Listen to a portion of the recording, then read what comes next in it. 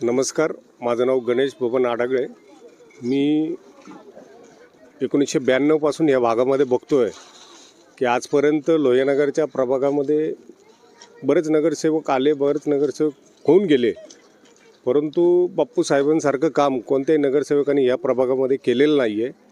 आणि त्यांनी जे या साऱ्याच्या माध्यमातून आपल्या इथे जे काम उभारलेलं आहे, त्यांनी खूपच चांगलं काम आहे की गोरगरीब जनतेला पक्क्या घराचं ते काम करता येते, पक्की घरं मिळवून देता येते, त्यासाठी दिवसरात्र कष्ट करतायत. आज विचार करण्यासारखी गोष्ट आहे की कोणतंही पद नसताना केवळ लोकांच्या पाठबळावरती आज त्यांनी एवढं मोठं काम उभं केलेलं आहे, ते आपण सर्वांच्या नजरेच आहे. मी स्वतः 7 वर्ष झाले या सारीमध्ये मला ताबा मिळालेला आहे. 4थ्या मजल्यावरती माझा फ्लॅट आहे.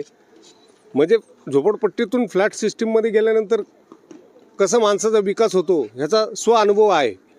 आणि त्यानंतरनं आपल्या प्रभागामध्ये ज्या समस्या आहेत, मग ते ड्रेनेज असेल, पाणी असेल, स्वच्छतेचे असेल, महिलांच्या आरोग्याचे प्रश्न असतील, ह्या संदर्भामध्ये ना कोणत्याच प्रकारचं काम होत नाही आहे. गेल्या 8 वर्षामध्ये ह्या भागामध्ये जे नगरसेवक निवडून आले होते त्यांनी ह्या भागाकडं पूर्णपणे दुर्लक्षित भाग केलेला ह्या भागाकडं पूर्णपणे दुर्लक्ष केलेलं आहे. याचं मुख्यतः कारण म्हणजे त्यांचं एकच म्हणणं आहे की हा ट्रान्झिट कॅम्प आहे.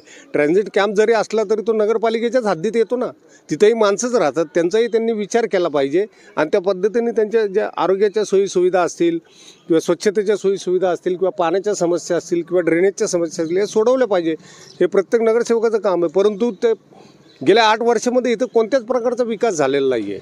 तर ह्याला हे सर्व नागरिक आम्ही त्रस्त झालेलो आहोत आणि आम्ही आमचा पर्याय आता शोधला आहे.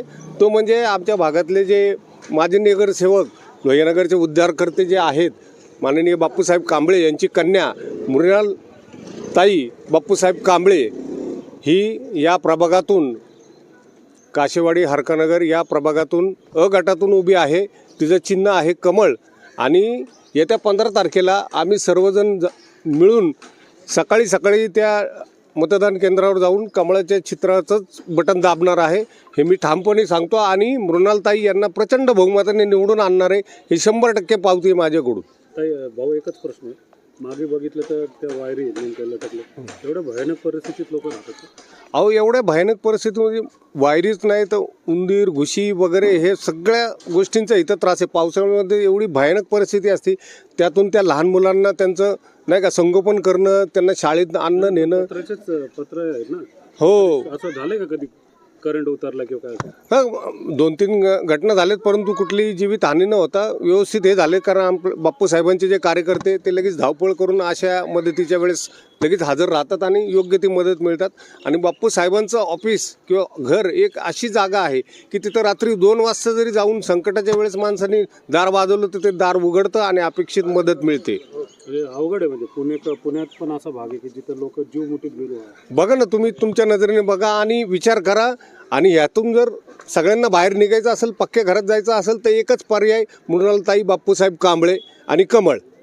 नमस्कार, आम्ही प्रभाग क्रमांक 22 मधले त्रस्त नागरिक, जे या आत्तापर्यंतच्या निवडून आलेले जे नगरसेवक आहेत, सन्माननीय अविनाशजी बागवे यांची जी कारकीर्द बघता आत्तापर्यंत आमच्या सगळ्या गैरसोयी झालेल्या आहेत, त्याची कुठंतरी पूर्ती व्हावी आणि त्याला कुठंतरी नवीन चालना मिळावी म्हणून आम्ही मृणालताई कांबळे यांच्याकडे नवीन नजरेने बघतोय. आमच्या अनेक समस्या असताना त्याच्याकडं फक्त बापूसाहेब कांबळे यांनीच आत्तापर्यंत लक्ष देऊन त्यांनी आमच्यासाठी कार्य केले.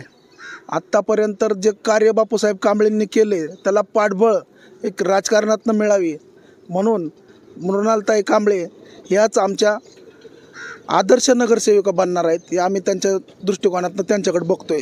अनेक समस्या आहेत, शौचालयाचे असतील, इतर ड्रेनेजच्या समस्या असतील, अनेक अशा समस्या आहेत की ज्यातनं आम्हाला खूप त्रास होतो आहे. आणि त्यातनं आमची सुटका आणि चांगल्या रीतीनं आम्हाला सगळ्या सुखसोयी मिळवून देणार हे आमचा चांगला विश्वास आहे. तुम्ही पाहिलं त्या सुलभ शौचालयाची तुम्ही अवस्था बघा. या व्हिडिओच्या माध्यमातून तुम्हाला बघण्यात येईल की हे सुलभ शौचालय कसं आहे, कसं सामान्य नागरिकांनी याचा उपयोग करायचा आहे. घाणीचं साम्राज्य झाले. आणि त्या साम्राज्याला कसं आपण निस्तरायचं आहे.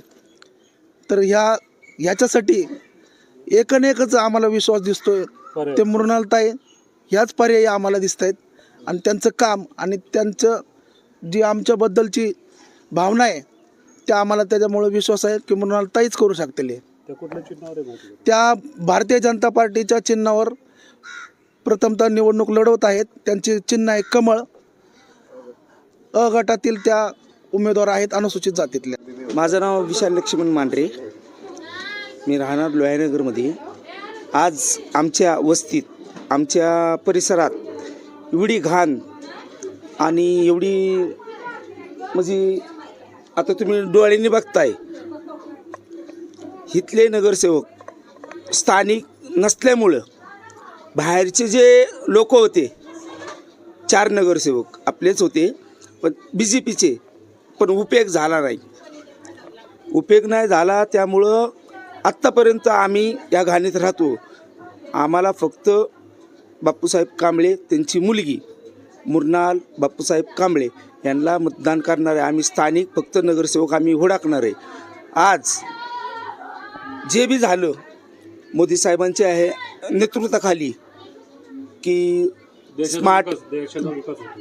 मास काय सिटी, देशाचा विकास, लोकांना रोजगार, गरिबांना रोजगार आणि प्लस जे इथले आमदार आहेत स्थानिक आमदार आहेत त्यांनी जे कामं करायचे आहेत ते कामं आता चालू आहेत. रासने हेमंत रासने ते कामं करतात. आता सुनील भाऊ ते कॅन्टोनमध्ये आमदार आहेत, मग त्यांनी बी लक्ष इथं टाकलेले आहेत. हेमंत रासने एकदम पूर्ण लक्ष ठेवून हो हो सर्वांचं जातीपूर्वक हो हो